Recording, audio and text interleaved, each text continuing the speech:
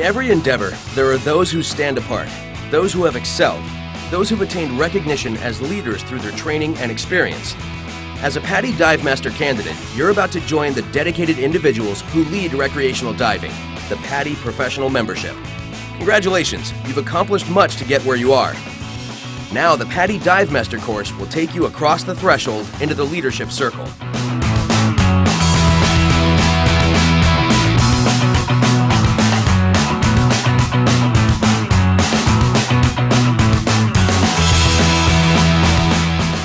The Paddy Dive Master course is a significant commitment for both you and your instructor.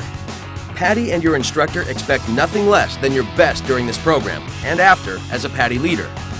Accepting you in the program means your instructor believes you have the potential to become a Paddy leader.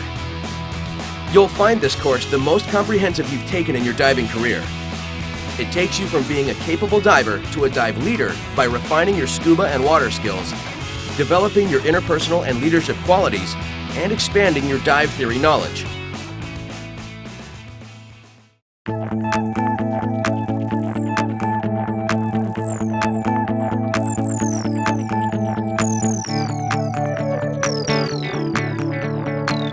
Let's start by asking what makes someone a Paddy Dive Master.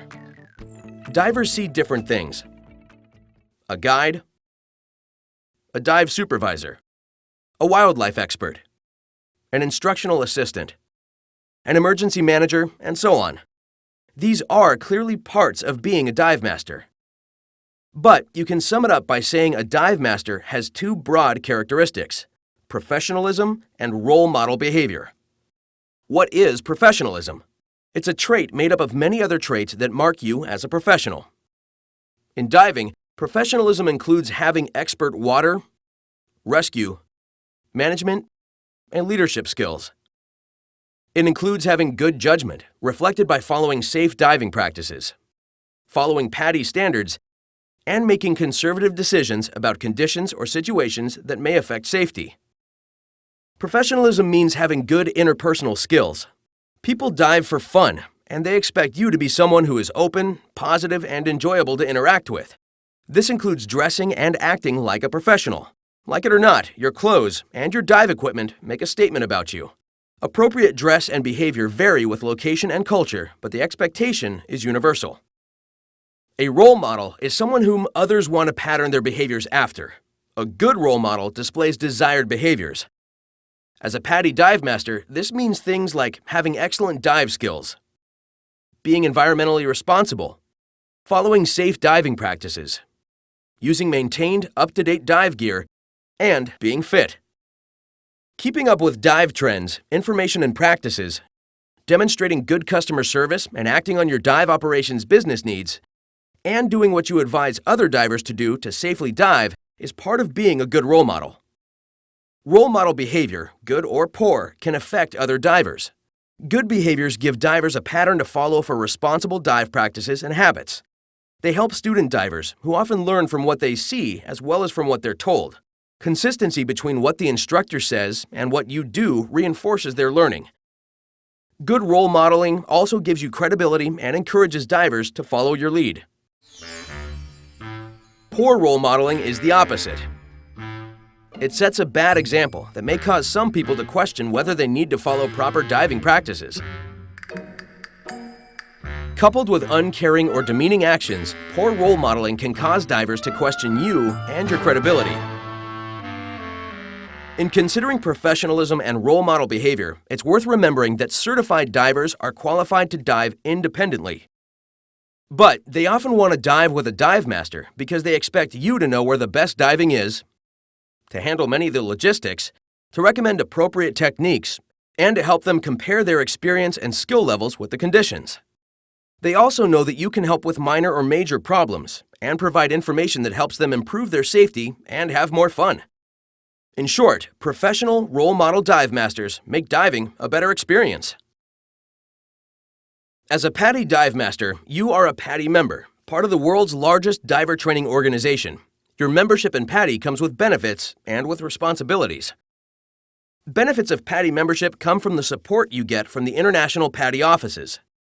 The offices develop, maintain, and promote the world's most popular diver training programs. and provide you with consultation in implementing these programs. As a Paddy Dive Master, you receive pro-level communications including the Undersea Journal, training bulletins, newsletters, industry alerts, and access to the pros site at Paddy.com. Paddy offices help you access affordable professional liability insurances and provide numerous business benefits for dive operations. Your credential as a Paddy Dive Master qualifies you to lead certified divers and assist Paddy instructors. It allows you to conduct some Paddy programs independently, and it's a required step toward becoming a Paddy open water scuba instructor yourself. Becoming a Paddy member has responsibilities, beginning with a commitment to adhere to the code of practice and the standards relating to your duties as a Paddy Dive Master. The code of practice lists specifics related to prioritizing safety, interacting with divers and students, your relationship with other Paddy members and the dive industry in general, and common honesty and conduct. Your instructor will review these with you in the Paddy Instructor Manual. To continue as a Paddy Dive Master, you're also responsible for renewing your Paddy membership annually and keeping your Paddy office up to date with your current contact information. Your office will send you annual renewals, and you can sign up for automatic renewal. But if you fail to renew, you lose your membership benefits. Because becoming a Paddy Dive Master is an important step towards becoming a dive professional, your relationship with your instructor will be more than a student-teacher interaction. Think of your instructor as a mentor, a coach, guide, confidant, and advisor who is raising you up as an assistant and colleague. Your instructor will explain judgment calls and the thinking behind decisions and how your decisions may affect others. Always ask why and how about decisions and thinking. Explaining these is the heart of a mentor-protege relationship. As a Paddy Dive Master, you're expected to be a dive expert, someone who is capable of solving relatively complex problems and providing answers within a field. One reason experts solve problems more effectively than non-experts is they have a broad knowledge base to draw upon. Therefore, you want a considerable dive theory base and experience to draw upon to solve problems and provide answers to diver questions. You'll start developing these as part of this course, but it never ends. You should be seeking more knowledge and experience throughout your diving career. A dive reference library is part of developing and continuing your expertise. It gives you a place to look up information, refresh what you've learned, and study changes.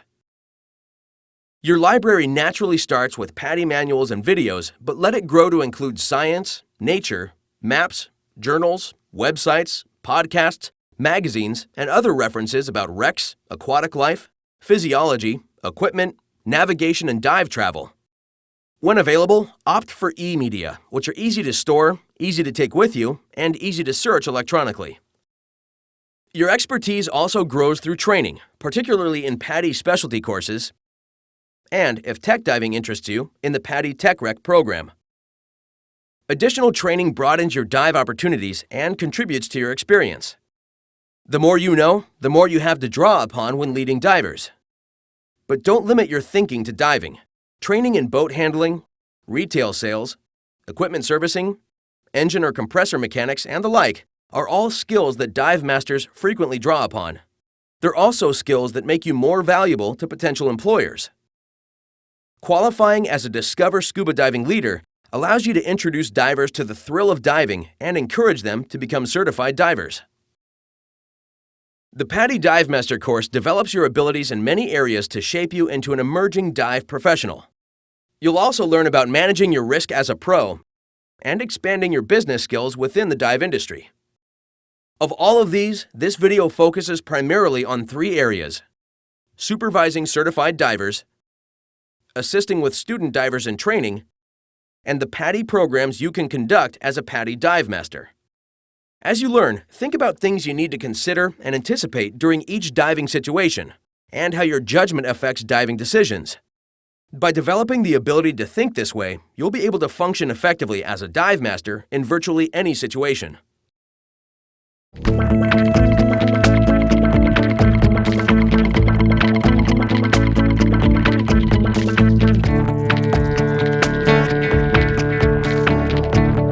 In many areas, but especially in resort environments, the most common dive master responsibility is supervising certified divers. Certified divers are qualified to plan their own dives and dive independently. You provide broad planning assistance by briefing divers about the site, conditions and recommended techniques, potential hazards, local conservation laws and practices, and other factors. What you include in your briefing will be partly based on your evaluation of conditions and on what you know about the divers based on their qualifications, what they tell you, and general observation. You also provide planning assistance by being reasonably prepared for foreseeable emergencies. Depending, of course, upon the approach used by the resort or dive boat, dive masters are not normally responsible for planning individual dives for certified divers. This is important. Divers bear the consequences of a dive plan, so they have to accept responsibility for it. You can't know their individual training, experience, and comfort as well as they do, so they have to set their own limits. Conditions can change during a dive, so they have to be prepared to adapt. And you can't control what divers do, so they're responsible for their own actions. Typically, your job is to assist with information, such as with an adequate briefing, and to encourage responsible actions. An effective way to plan a dive is to think through the dive. Think about everything you need to do, making a list as you go. Start with pre-dive preparation, like checking the weather and tides. Next, consider what needs to go to the boat or dive site. Imagine greeting the divers as they arrive and what you'll tell them to help get the day off to a good start for them. Think about the flow of activity as the divers get in and out of the water and what they'll want to do between dives, like having something to eat or drink. Think about post-dive activities, like logging them out of the water. Think about reasonably foreseeable problems that can come up and have responses ready. As you do all this, think about what information the divers may want for planning their dive, so you can be prepared to provide it. As a diver, you probably already do this. You'll learn to expand what you consider and plan for as you go through the Paddy Dive Master course. Evaluating dive conditions is important for planning and something you already do as a diver. When evaluating, determining acceptable conditions depends, in part, on skill and experience. A shore entry through mild surf may be routine for some divers, but new and challenging for others. Your role is to provide a realistic idea of what the conditions are so divers can decide whether they're personally comfortable with them. Explaining your observations and conclusions helps them plan and helps them grow as divers. Weather, tides, and currents interact and affect conditions. You get weather and tide information online from charts, newspapers, marine radio, and other sources. But your observations are important because, with experience, you'll become knowledgeable about how weather and tides affect diving. You also need to learn to recognize when currents are present and how they may affect a dive. Determining the visibility requires a good vantage point, and even then it's not always easy, though again, experience helps. Weather, rain, runoff, waves, plankton blooms, bottom composition, and other factors influence visibility. For planning dives in remote areas, there are 3 aspects to consider. First, prepare and plan for more extensive logistics: cylinder fills, food, sleeping arrangements, and so on. Second, you may be a long way from help, so plan for several hours of medical supplies should they be needed. Third, think in terms of self-sufficiency. Have tools and spare parts for dive gear, but also for the boat engine plus anything else crucial. The primary purpose of accounting procedures is, obviously, to track divers in and out of the water. How you'll do this is part of dive planning. Normally, you list diver names in buddy teams on the Paddy dive roster slate and check that everyone's on it before diving starts. This can be a formal roll call, or simply checking visually if the group is small enough. You normally note the time divers get in and when they get out, followed by a visual check of everyone before leaving the site. Be sure you see everyone personally. Don't allow divers to answer for each other because this has caused mistakes. For very large groups, you may consider using a tag system in addition to your roll call. People vary in their experience, abilities, and interests. As a dive master, you need to be able to adapt to address what they want and need when they dive. Novice divers generally appreciate more advice and reminders, but seasoned divers typically don't need or want as much. Individuals may also have different challenges to deal with. These may include physical challenges, which call for adaptive techniques before, during, and after the dive. Learning challenges, which can affect how student divers learn and remember things, may require some accommodation as well. Regardless, your job is to apply creativity and solution thinking to help individuals overcome their challenges and enjoy diving within the limits of their abilities. Diving involves travel, so another way people differ is in their cultural backgrounds. As a dive leader, it's important to show cultural sensitivity for those you supervise and for those around you when you lead dive travel. Divers also differ in how responsible they are. Although you can role model responsible diving, ultimately divers are responsible for their own choices and actions. Watch for individuals who put themselves and others at risk with irresponsible behaviors. Responsible divers plan dives within their and their buddies' training and experience limits. They use the equipment that's generally accepted as required for a dive, and they take care of their gear, inspecting it before diving. They avoid contacting sensitive aquatic life and demonstrate respect for the environment. They check their SPGs and computers frequently and end their dives well within air and no decompression limits. The best way to encourage responsible behaviors is to role model them by adhering to them yourself. It also helps to remind divers of responsible dive practices, and making them convenient also encourages responsible choices. For example, a bar, weighted line, or cylinder hanging at 5 meters 15 feet reminds divers to make safety stops, and also makes them easier. And acknowledging safe diving practices and environmental sensitivity encourages divers to adopt them. It takes practice and experience, but you'll get a feel for divers' experience levels, attitudes, and stress just by watching them. For instance, a diver with all rental gear is likely to be either a novice or someone who dives infrequently. A person whose gear is all older and perhaps somewhat obsolete is likely to be someone returning to diving and who's a bit rusty. And someone who omits required standard gear, like a BCD, may have responsibility issues. A diver who is uncharacteristically quiet, irritable, or talkative may have some anxiety about the dive, and someone who is pale and withdrawn may be ill. A diver whose buddy sets up everything may be inexperienced or overly dependent. When in doubt, the surest way to learn about experience, training, and stress is to check dive logs and certifications and to simply ask divers how they feel. If you notice a diver experiencing possible pre-dive stress, you can try to help the person deal with it. As you learned in the Paddy Rescue Diver course, mental stress is a perceived threat, major or minor, that results from concerns about the ability to make a dive safely, or from physical stress, such as heat exhaustion or seasickness. Physical stress can add to mental stress. Perceptual narrowing, in which someone focuses attention on something to the exclusion of all else, is also a sign of stress. You may see signs, or an anxious diver may express concerns to a buddy or you.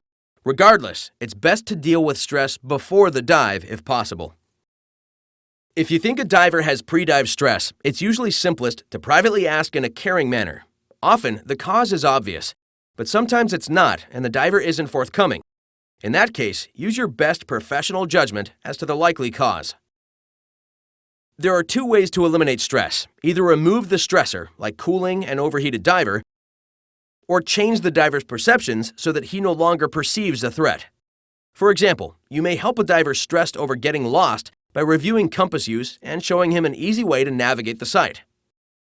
If one or more divers appear they're not up for the dive, it helps to remind everyone that not only is it okay not to dive, but that deciding not to dive is often the mark of a mature, responsible diver.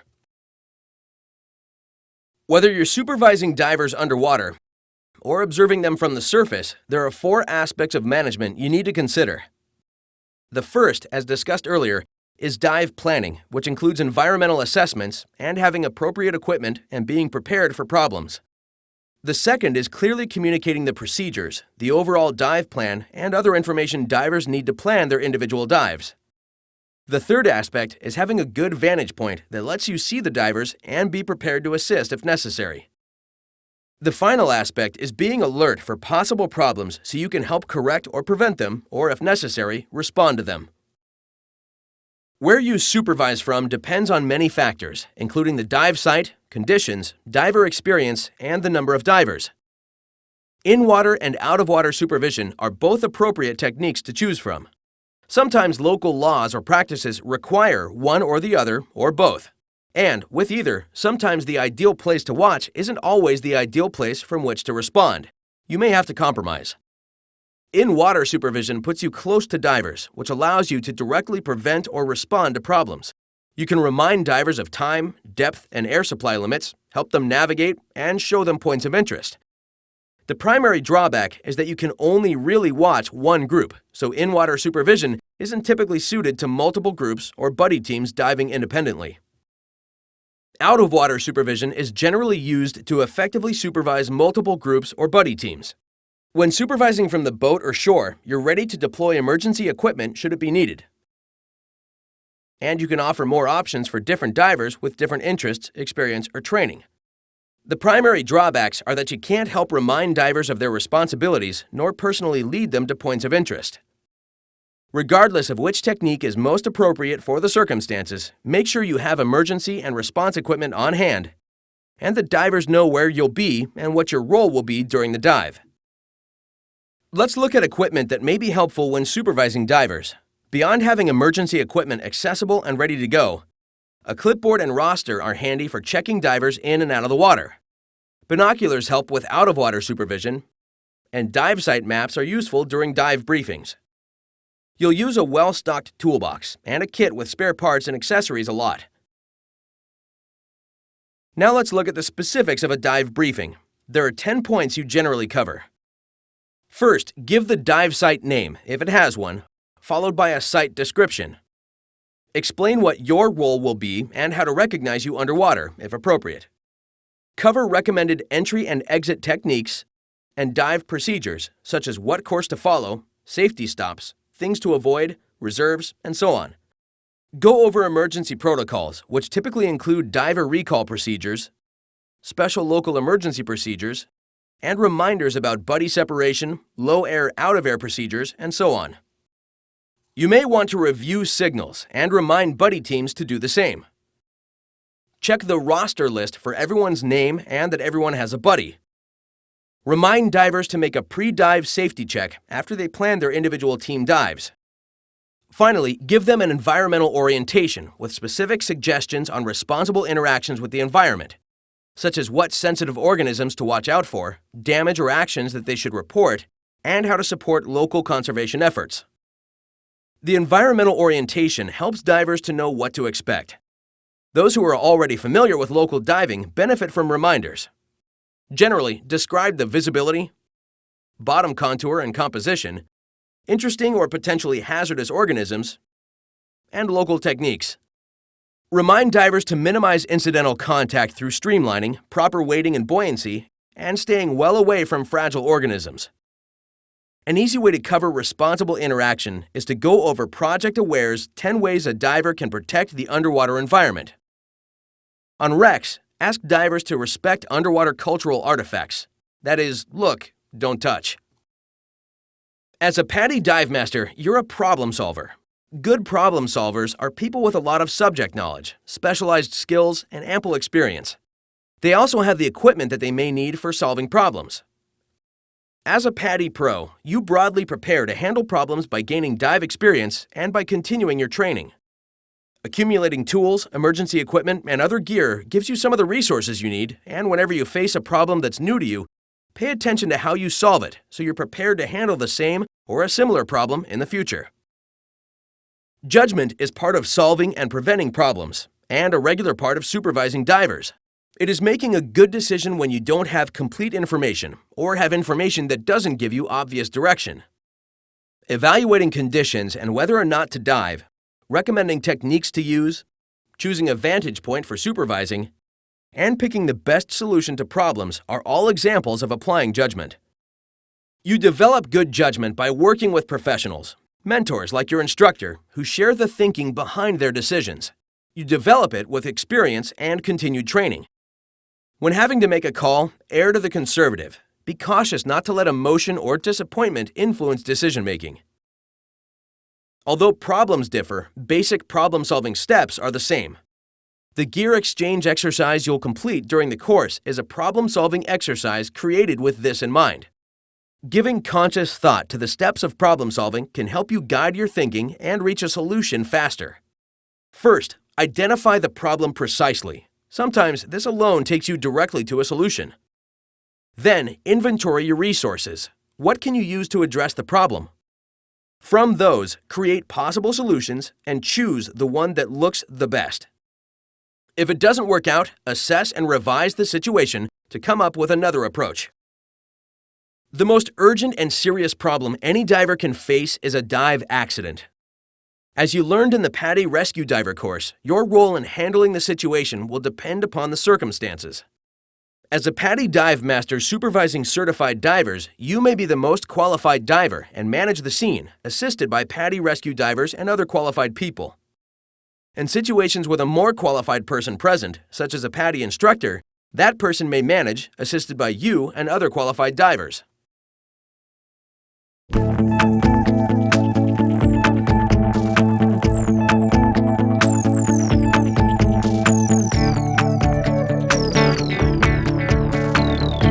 A Paddy Dive Master is a certified assistant who's met the required qualifications to assist Paddy instructors with Paddy courses. Assisting a Paddy instructor builds upon the skills you use supervising certified divers, making you part of the instructional team and a role model who student divers pattern themselves after. Your job is to help make instruction more efficient, effective, and enjoyable. You can summarize the qualities of an effective assistant with one word: anticipation. By anticipating student and instructor needs and addressing those needs, often without having to be asked, you keep things flowing smoothly and seamlessly. Your duties as an assistant are not only important, but they vary with the circumstances. What you do is significant. With a certified assistant, the instructor may, conditions allowing, increase the student to instructor ratio in many courses. There are 7 functions you can generally expect. The first is supervising equipment distribution, collection, and handling with student divers. Second, you commonly supervise divers whom the instructor isn't immediately watching during skills or escorting them to and from the boat or shore. Third, you handle logistics or student flow to keep things moving. Fourth, you may conduct the tour portion of training dives. And fifth, provide the instructor with information as appropriate. Sixth, you may check divers in and out of the water at a training site.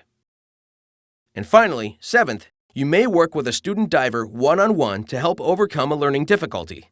You'll begin practicing these duties during the practical application portion of the Paddy Dive Master course. As an assistant, your relationship with students is unique and important. It differs from their relationship with the instructor. That's something to remember when you become an instructor. Student divers see you as part of the instructional staff, but know that the instructor is the ultimate authority. You are between them and the instructor, that is, closer to their level. Therefore, if you're open and approachable, they're sometimes more relaxed with you and more willing to confide concerns, fears, or problems. This makes you an important link between the student divers and the instructor. Develop a personal connection and trust with each diver. Your relationship with student divers helps you keep training enjoyable, entertaining, and relevant, even when the instructor is tied up with other duties. As an example, while waiting for the instructor to finish a dive with another group, you could show students local aquatic life, get them started on setting up for the dive, or show them some underwater photos of the site. By being creative, you make good use of time to bring everyone closer together. Particularly with open water diver students, as instructional assistant, you spend a lot of time helping the instructor maintain control. You do this by watching students the instructor's not immediately working with, and by helping direct where students go after they take turns practicing skills. Your position relative to the instructor and the class is important. You want to be where you can communicate easily with the instructor and where you can keep an eye on the entire group. You want to be where you can quickly provide assistance, and because new divers sometimes have a limited awareness of their surroundings, you want to be located where you can provide guidance.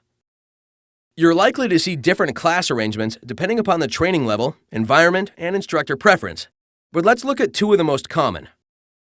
In the first, student divers form a semicircle with the instructor in front. This usually puts you opposite the instructor, behind the students. The instructor moves from student to conduct skills. This arrangement makes it easy for you to see the entire group. You're reasonably close to everyone, and you can communicate easily with the instructor. The main downside is student divers can't see you and need to turn around to get your attention. The second common arrangement lines up students with the instructor at one end and you at the other. Students swim to you as they complete their turn, and the line moves down. With this arrangement, you can see the instructor and the students can see you. The drawback is you're relatively far from students at the other end of the line, though the instructor is there. This arrangement isn't as common in open water because all the divers moving tends to stir up silt. There are variations on these and other arrangements. With all, the key is to maintain communication with the instructor so you can help with the logistics and be ready to assist with handling problems. Control sometimes calls for making direct physical contact with a student. You may do this to provide reassurance, to prevent an inappropriate response or buoyancy problem, to help control a descent or ascent, or to help steady a student practicing a skill when there's mild water movement. Although direct contact may be both appropriate and necessary, it deserves sensitivity. Commonly, you don't need continuous direct contact. Just remain close enough to make contact if it's required. When contact is required, be sensitive to cultural perceptions of personal space and appropriate contact between people, especially of opposite gender. Generally, holding the BCD at the shoulder or low and on the outside provides control without causing unintended offense. It helps if the briefing reminds students that direct contact may be needed for safety or control and how it's made. With a student practicing a skill under your supervision, use a contact method that does not interfere or provide unintended help. If contact is a normal part of skill practice, make the contact the same way the instructor does. This particularly applies to the controlled emergency swimming ascent in confined water. Swim slightly ahead of the student so you can see exhalation bubbles, but enough to the side so you don't interfere with the student's kicks while holding the BCD. This simulates the instructor's position during open water practice. Your logistical functions as an assistant at the surface vary, but are important because they affect safety, control, and course effectiveness. These functions may include equipment logistics, such as loading class gear or filling cylinders. You'll also coordinate student divers at a training site, especially when there's more than one class going on at one time. You may help divers gear up and confirm their pre-dive checks, and with specialties, assist with specialized equipment setup if you're qualified. Often, you're there to explain and enforce safety rules, like reminding beginners not to practice scuba skills before the instructor covers them, or basic things like not running on pool decks.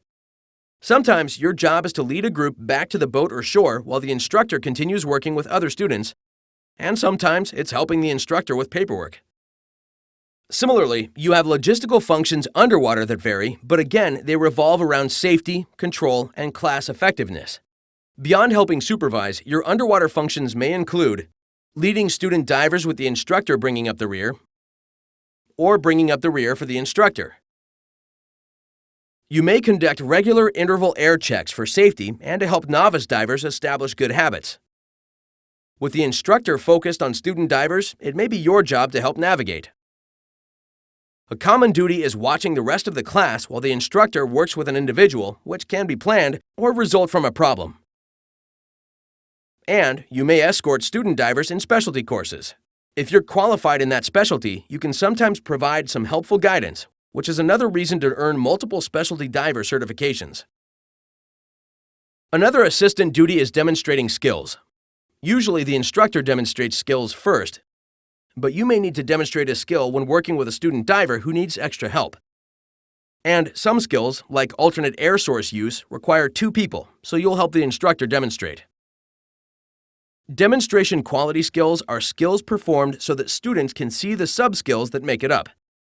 This means that you perform them slowly, emphasizing the critical steps, especially those that may be hard to see. You also perform them fluidly, so student divers see how the sub-skills integrate into a single skill. You may also repeat the demonstration if it's necessary to give a better view of a sub-skill, or if there's more than one student diver, to assure they all see the demonstration clearly. Student divers can even benefit from a repeat after they've practiced the skill a time or two. To raise your skill level to demonstration quality, you can start by watching role model demonstrations on Paddy videos. But the main thing is to get in the water and practice, ideally with your instructor there to guide and mentor you. Practice the 24 basic scuba diving and skin diving skills from the open water diver course, they're on the skill evaluation slate until you can do them smoothly, fluidly, and without hesitation. Then, thinking about the individual sub-steps, slow down and emphasize each one. As a Paddy Dive Master supervising certified divers, one of your roles is problem solver. It's no different when you're assisting with divers in training. You'll see some of the same problems, as well as ones specific to the training environment. Helping a student who's having a problem learning a skill takes patience, but it's very rewarding. And it's experience that will help you when you become a Paddy instructor. Start by re-demonstrating the skill. With one-on-one attention and prior practice, the student may see something he missed earlier. Next, have him try again. As he does, watch for missing sub-skills, improper steps, or doing things out of sequence. If the student's not successful, and you're in shallow water, you can explain what you saw him do wrong. Then, re-demonstrate the skill, emphasizing what to do and not do. In water in which it's too deep to stand, and if you can demonstrate the correction, go straight to the demonstration. Guide each try and repeat your demonstration. If necessary and appropriate to the skill, it may help to have the diver practice sub-skills individually if he's still having difficulty mastering the entire skill. Once he succeeds, have him repeat the skill to reinforce it and build confidence. Then let the instructor know the student's ready for performance assessment. Another duty you may have as an instructional assistant is helping student divers with differing physical abilities. These can range from conditions like paraplegia to anyone whose physical condition is limited compared to a typical adult, which can include children. When the challenge is primarily related to strength, be ready to assist with entries and exits. Proper equipment fit is also important. Regardless of what the cause is for challenges, work with the instructor to help steady or lift divers entering and exiting the water. Use proper lifting techniques and don't try to lift more than you can handle safely. Sometimes, you may think that divers with physical challenges can't meet the performance requirements for certification. A good example is the deep water entry. How could divers with paraplegia perform an entry-level skill like a giant stride? The answer is that they don't have to. Performance requirements give the required objective, not a required technique. The objective is to enter the water safely using an appropriate technique, which can be something other than a giant stride. By focusing on what student divers can do instead of what they can't, the instructor and you can guide them to apply adaptive, alternative techniques that meet the objective. In this example, if the diver ends up in the water safely, gear in place, and ready to dive, does it matter whether he got in using a giant stride, sitting back roll, or controlled seated entry? Of course not. Remember that one of the many benefits you have as a Paddy member is the educational consultants at your Paddy office. If you have any questions about working with divers who have physical challenges or any other questions about Paddy programs, educational consultants can help you with advice and recommendation. When working with youngsters, be sure to review the Youth Leader's Commitment in the Paddy Instructor Manual and refer to the Child Protection Guidelines on the Paddy Pro site at paddy.com. These guidelines also apply to working with vulnerable adults.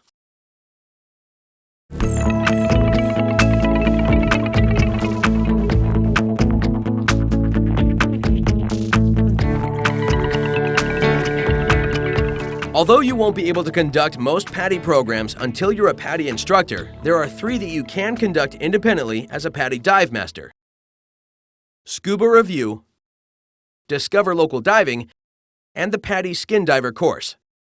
You can also lead subsequent dives for participants of the Discover Scuba Diving program under an instructor's supervision.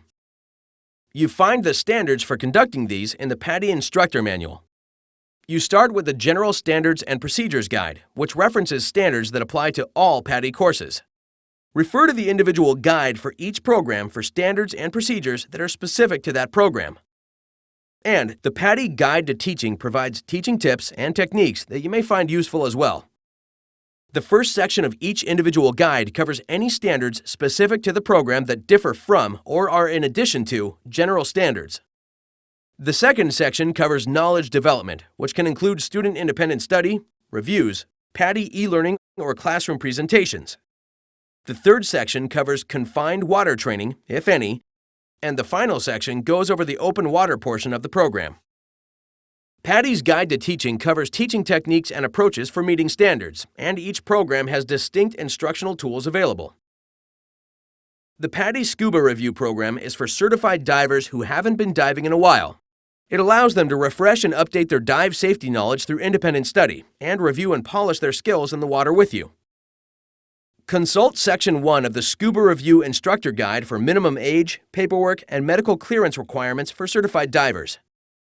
You download the most current versions of required forms from the pros site at paddy.com. There are several independent study options for completing the knowledge review portion. The preferred options are Scuba Tune-Up Online and the Scuba Tune-Up Guidebook. Either provides guided study with review.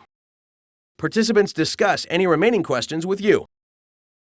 Another study option is for divers to review a recent edition of the Paddy Open Water Diver Manual, then take the Open Water Diver final exam. You can take up to 10 divers into confined water for skills practice. The performance requirements for the 20 skills you review are in Section 3 of the Scuba Review Instructor Guide. The skill evaluation slate lists the skills and makes it easy to record participant performances. After participants complete the knowledge and skills reviews, you provide them with Scuba Review decals for their certification cards. It's common to note the review in their logbooks with your signature. And this is a good opportunity to invite divers to join you in a Discover Local Diving experience, which we'll look at next. Discover Local Diving is a supervised underwater tour for certified divers. Divers come to you for Discover Local Diving to learn the ins and outs of the local dive environment if they're new to it, for orientations to new dive sites, and sometimes to learn more about sites they've already visited. You can conduct the Discover Local Diving program at any dive site appropriate for recreational diving with your focus on aquatic life, the features and hazards found there, and local diving procedures and techniques. As discussed before, in Section 1 of the Instructor Guide, you'll find participant requirements. But because Discover Local Diving participants are certified divers and there's no training involved, you determine the appropriate number of divers based on their comfort, the environment, conditions, and logistics. Safety is always the primary concern, but also make sure participants enjoy themselves. See the Discover Local Diving Instructor Guide for general considerations, but the program includes a briefing, tour, and debriefing, each emphasizing the characteristics of the local environment and dive site. You'll also sign participants' logbooks. The Paddy Skin Diver course is open to individuals who are not certified divers, though you may get some scuba divers who want to learn more about breath hold diving. As noted in the Skin Diver Course Instructor Guide, students as young as 8 may participate. See Section 1 of the guide for all requirements. You may take as many as 16 student divers into confined water for skills training assessment. You can cover the course knowledge development detailed in Section 2 in either waterside briefings or formal classroom presentations. In general, you cover equipment, the environment, aquatic life interactions, skin diving techniques, and problem solving, with the flexibility to adapt to the audience level. Section 3 lists the 16 course performance requirements, which you'll demonstrate for skin divers and guide their practice in confined water. Take your time and work with divers individually, so they master each skill, gain confidence, and have fun in the process. Open water training is optional in the Skin Diver course, but it's a good idea because it adds value to the course and it gives the student divers a chance to see what diving is all about, the fun and excitement of exploring the underwater world. Also, keep in mind that some people don't want to skin dive, they just want to snorkel. That is, you may supervise people who just want to stay on or near the surface and enjoy the underwater sights in the shallows. They're not interested in learning to make surface dives or other skin diving skills. Beyond teaching them some basics so they have fun and stay safe, don't try to train these people like you would skin diver students. You certify students as Paddy skin divers after they meet all the performance requirements by completing PIC online or sending in a completed PIC envelope. Discover Scuba Diving allows non-divers to try scuba diving in a confined water or open water supervised experience.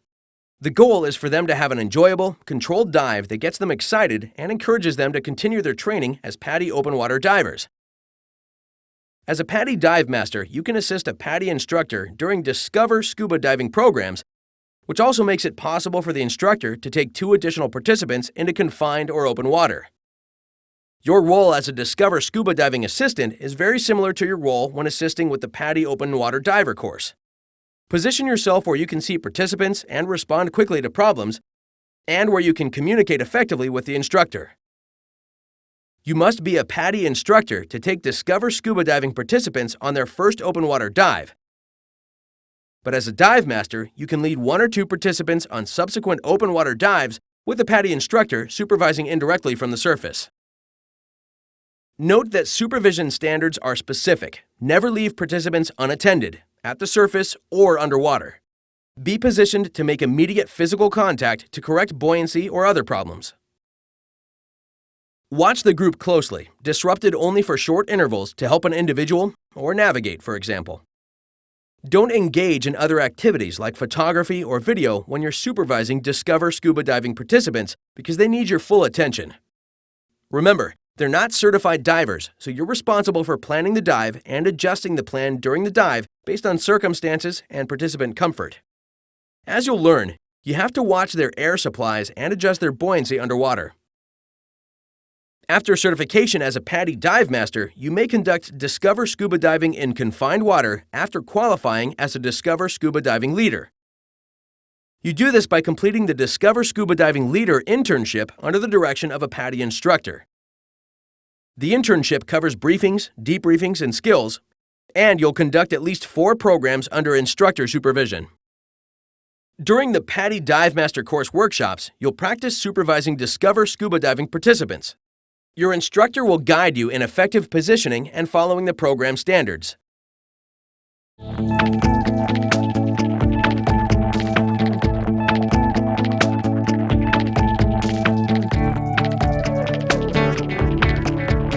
Becoming a Paddy Dive Master is a challenge and also a commitment.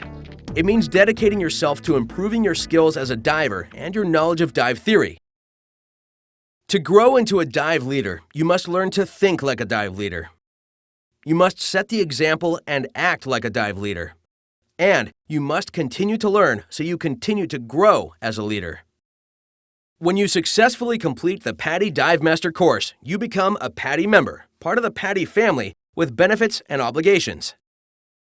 As a Paddy member, your actions and conduct reflect, to a degree, on all Paddy members everywhere. Becoming a Paddy Dive Master is a commitment to representing the Paddy organization well in everything you do.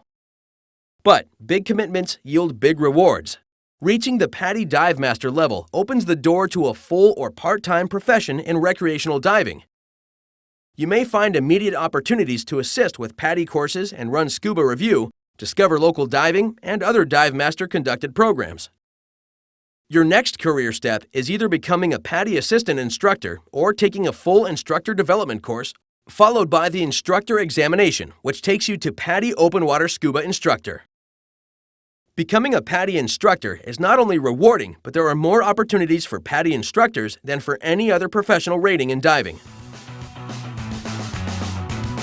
But to succeed in today's dynamic dive industry, it takes more than reaching the Paddy Dive Master or instructor level.